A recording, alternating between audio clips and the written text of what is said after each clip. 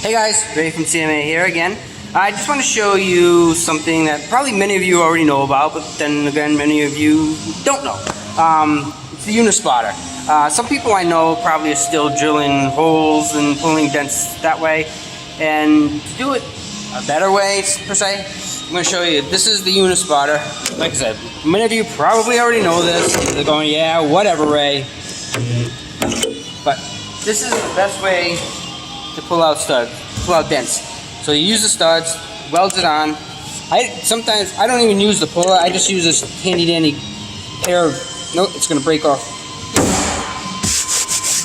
But so I'll do it again. I use the same stud. Sometimes I use it many times over. I don't cook the things on. That was dead. I don't cook them on because it heats up the metal a lot. I just do it a quick little buzz, and I pull it up. It worked pretty good. Hope you enjoyed that. See you, bye.